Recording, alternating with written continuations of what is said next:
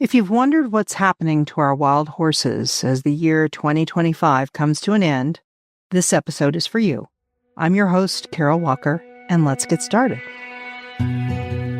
Welcome to the Freedom for Wild Horses podcast, the place to find out about wild horses in the American West and what you can do to help them stay wild and free. If you love wildlife, wild horses, and the freedom that they stand for, this show is for you.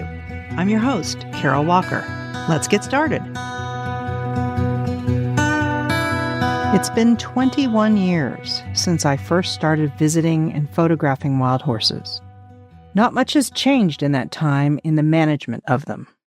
The Bureau of Land Management is still using helicopter roundups and removal as the primary method for keeping wild horse populations to their appropriate management level, instead of using safe, humane, proven birth control to keep them in their homes on public lands. On December 15th, 1971, the Wild Free Roaming Horses and Burros Act was signed into law. Although the act was passed unanimously by both houses of Congress, wild horses and burros have not been protected the way that the act laid out, and many of the herd management areas that they live in have been slowly zeroed out and turned into herd areas not managed for wild horses.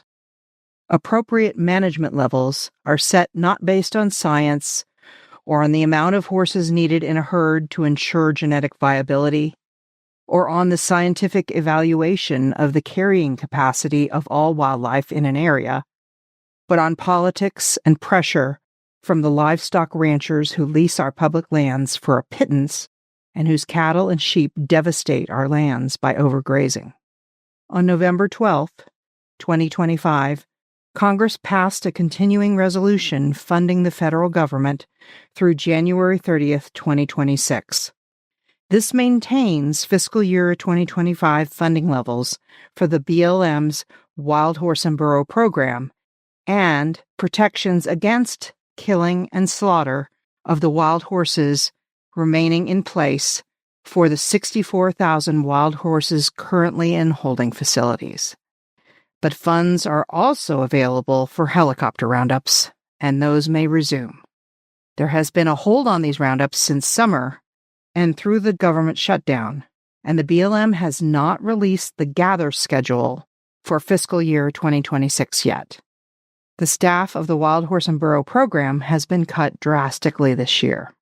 The specter of Project 2025, calling for the killing of wild horses in holding, continues to loom large for at least the next 3 years. This year, I spent as much time as I could with the wild horses in Saltwells Creek, one of my favorite herds. Despite our lawsuit continuing, being sent back to the Wyoming District Court, the BLM had put the roundup to zero out the herd, taking every last horse, on their gather schedule, and it was important to me to spend as much time with the horses as possible before they were captured and gone forever.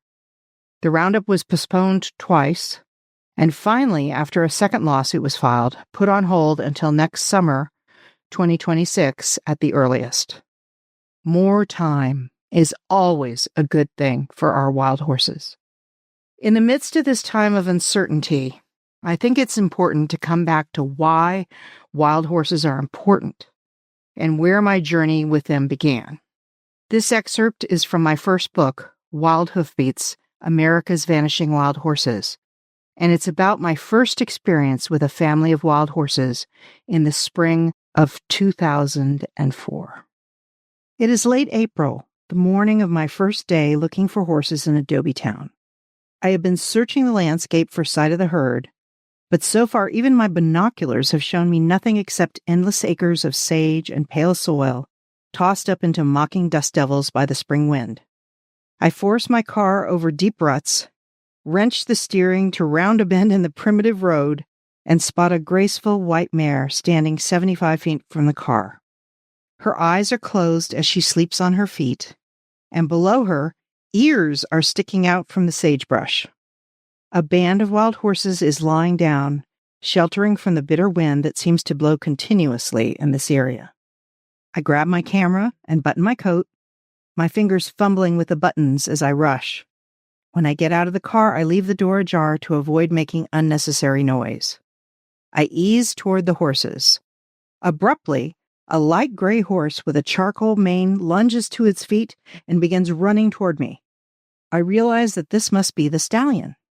As he gets closer and closer, I wonder if he's going to stop.